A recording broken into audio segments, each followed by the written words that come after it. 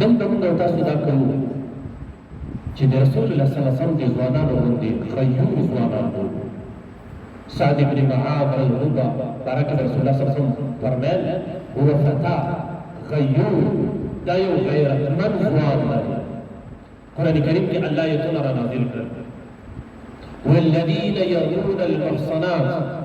ثم لم يأتوا بأربعة شهداء فاجلدوهم 80 جلدة. سورة النور کې داسې الفاظ راځي. هغه څوک چې په یوه پاکدمنه زنانه باندې تور د زنا ولګوي او بیا څلور ګواهان پیش نه کړي، دا یې وایي دې ښځې زنا کړې ده، الله دې وساتي. خو چې د ده نه ګواهان غوښتل شي چې څلور ګواهان راوله، نو دی په ګواهانو باندې قادر نه شي، عاجز شي. الله وایي فاجلدوهم 80 جلده. دغه کس بیا تاسو 80 ډورې ووهئ. دې ته حد التظفر کېدای شي. یو ځوان چاته نسبت د زنا وکړو، ګواهان نشته، دا خو ډېره بده خبره ده. تا چا څه د زنا تور ورباندې ولګوه، اوس به تا ته 80 ډورې درکول کېږي. دی وخت کې حضرت سعد رضی الله تعالی عنه حاضر دی.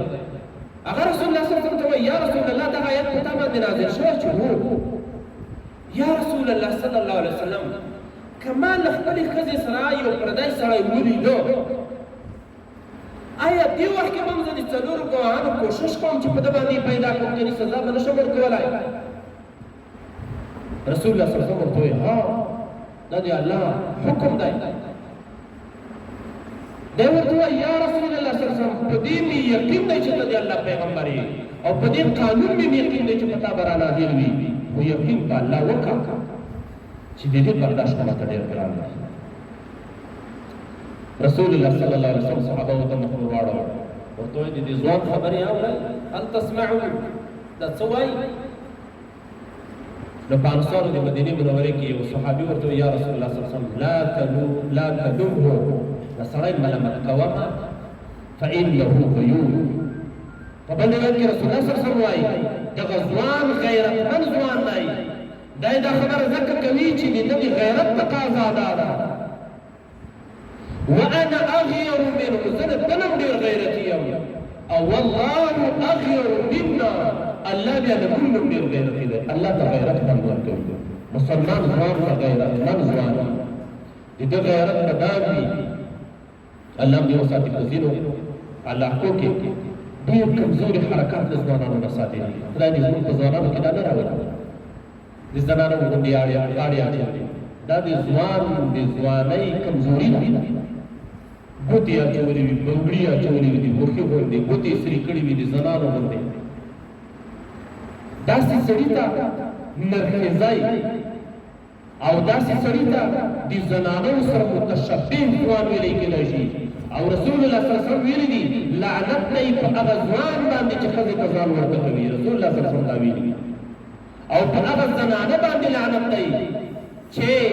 نارینه ته ځان ورته کوي. الله دې ترې وساتي. ځینو ټولنو کې داسې کمزورتیا موجوده وي، د ناموس کمزورتیا.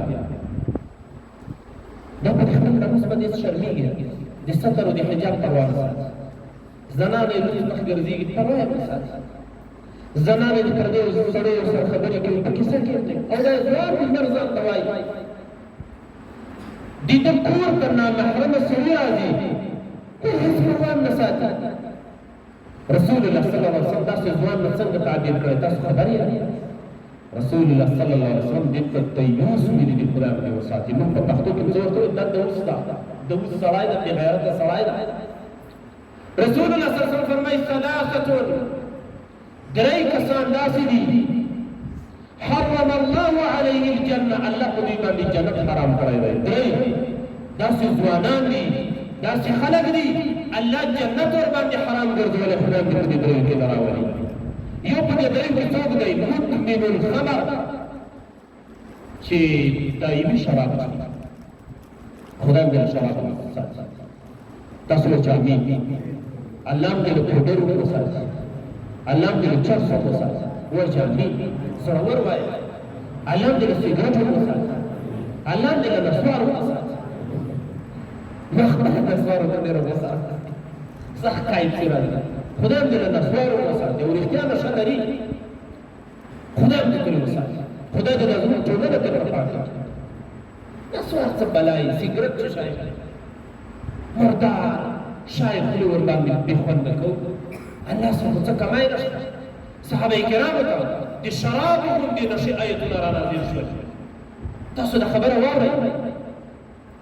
صحابه کرامو کې شراب عام د اسلام نه مخکې داسې عام وو لکه موږ او تاسو کې چې نسوار عام دې دې وجې نه په یو ځل باندې پرېښودل ګران وو الله عز وجل تدریجا حکم را نازل کړ یو وارې داسې حکم را نازل کړ ويسألونك عن الخمر والميسر قل فيهما إثم كبير ومنافع للناس وإثمهما أكبر من نفعهما یاره ګټه هم پکې شته تاوان هم پکې ده خو تاوان یې له ګټې نه ډېر دی بدي الله بیان کړه ډېر صحابه ورنه منع شول چې ښه بده هم پکې دي نو څه کوو بیا شراب ثم دا بعد بیا حکم را نازل شو ولا تقربوا الصلاة وأنتم سكارى ګورئ د لمانځه په وخت کې به شراب نه څښئ نورو وختونو کې کوم څښئ خیر لمونځ وخت چې و دې وخت کې به شراب نه څښئ حتى تعلموا ما تقولون د دې لپاره چې تاسو پوه شئ چې په لمانځه کې څه وایئ نشه سره خو نه پوهېږي عبدالرحمن ابن عوف رضی الله عنه مېلمستیا تیاره کړې وه نو بیا شراب تقسیم شول ځکه روان و په دې زمانه کې چې کله صحابه و شراب وڅښل نشه دي یو کس یې لمانځه ته مخکې کړ قل یا ایها الکافرون سورت شروع کړ نو د الله نه یې ټول ترې لرې کړل قل یا ایها الکافرون اعبد ما تعبدون وانتم عابدون ما اعبد دې خو بیخي لمونځ ورسره فاسدېږي او که دا عقیده د یو چا شي کافر کېږي ورباندې خدای دې نشي په حالت کې نه پوهېږي ورباندې الله ایتونه را نازلوي ولا تقربوا الصلاة وانتم سکارى د لمانځه وخت ته خو رسېدا د شراب به نه څښل وروسته بیا حکم را نازل شو الله څه وفرمایل انما الخمر والميسر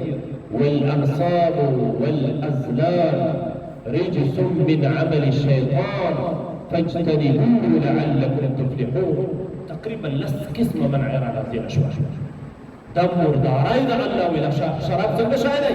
مردار شای دی دین ځان وساتئ دې لپاره چې کامیابي وګرځېږئ نو یو په دې حدیث مبارک کې څه ذکر شو مدمن الخمر رسول الله صلی الله علیه وسلم جنت ته به نه داخليږي جنت الله ور باندې حرام کړی هغه څوک چې نشهي وي هغه کدي پروګرام نشوي کدي چرس وي دا نشي پکې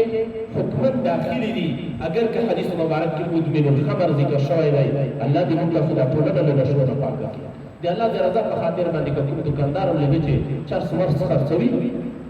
امر بالمعروف تعاون ورکوي کومندانۍ تعاون ورکوي چې دا ظالم گیر کی ته داسې حلال روزي دی الله نو غواړي چې ټولنه خو نه دربدر کوي چل په خلکو باندې خرڅوي د بيدینه په خلکو خرڅوي بل الله دې وساتي والعاقل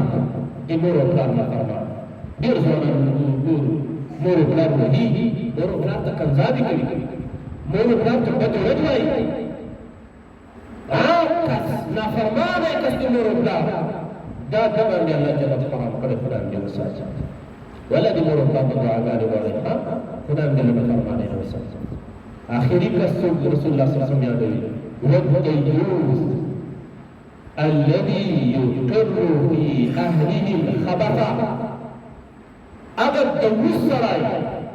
چې په خپل ناموس کې په خپل فامیل زنانو کې خبث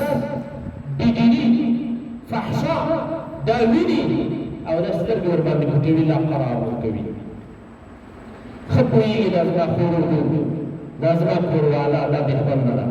بې ستره ده پردیو سړیو سره غږېږي فحشا ترتیب پکې موجود دی او دا پکې ساکت دې سړي ته رسول الله صلی الله علیه وسلم دیوس وویل موږ په ټولنه کې داسې ځوانان نه پرېږدو که موجود وو دا پاک دمن ځوانان به هغې ته مشوره کوو نصیحت به ورته کوو ځوانه ته خو ځوانې لرې بریتونه لرې ځواني الله درکړې ده دغه کار له تا سره که نه ښکاري دا زموږ علاقه په تا باندې بدنامېږي ځان دې اصلاح کړه او که ځان نه اصلاح کوې نو بیا حکومت ته موږ احوال ورکوو چې هغه دې اصلاح کړي دوسۍ نه به ځان ساتو پښتو کې موږ تاسو دوزي ورته وایو الله دې دوسان نه ګرځوي خدای عز وجل دې ځوانان خیور ځوانان وګرځوي الله دې له دوسۍ نه وساتي کوشش پیدا کوو چې هیڅ کله دوسۍ قبوله نه د اوسې په دنیا کې بېننګي ده او د قیامت په ورځ باندې رسول الله صلی الله علیه وسلم وفرمیل جنت په دوی باندې الله حرام کړی دی جنت ته به دا سړی نه ځي خدای عز وجل دې وساتي غیرت پکار ده که چېرته منکر عمل مونږ لیده په مېړانه باندې به یې دفع کلک به ورته درېږي سعد رضی الله عنه غوندې غیرت وکړو هغه به زه به ژوندی وم زه به له خپلې ښځې سره یو کس وینم زه به بیا ورته ګورم زه به ګواهان را پیدا کړم دغې تمنا موافق بیا الله د لعان آیتونه را نازل کړل لعان آیتونه چې دورې که مېړه په خپله ښځه باندې دعوه د زنا وکوي نو په دې باندې دلته اتیا دورې نه ورکول کېږي بلکې قسمونه به کوي دای به ګواهان پېښ کړي که هغه یې پېښ نه کړل نو پنځه قسم به دلته دي او پنځه بیا زنانې ته بیا د دې په مابین کې د ابد دپاره جلاوالی راځي دا حکم هم په سورة النور کې ذکر کېږي مونږ د الله د ساعت را یو غوندې ځوانان وګرځوي چې د خپل ناموس د خپل کلي بلکې د خپل وطن متعلق غیرتمني دغه زنانوې چې په دې سړکو کې سوالونه کوي که دا افغانې زنانوې وي قسم ده زمونږ د ځوانۍ غیرت به دا وي چې دا مونږ برداشت نه کړی شو دا خو ډېر چا ناموس به وي الله دې دوی ته د نفقې بندوبست وکړي که د مستۍ نه راوتلې وي یا فاحش وي د سوال په بهانه باندې خپله فحشا مخې ته وړي مونږ به د دې مخنیوی وکړو مونږ به دا درک کوو او اسلامي نظام ته اسلامي عمارت ته به د دې احوال ورکړو چې دا بدبختې زنانه وي بېکاره بېکاره ارادې لري خدای عز وجل دې زموږ د ټولنه تر مکان وګرځوي خپل کور کې خو به خامخا غیرتمن یو خپل کلي کې خو به خود غیرتمن یو حتی کوشش به دا کوو چې شرعي حجاب په خپل کور کې عملي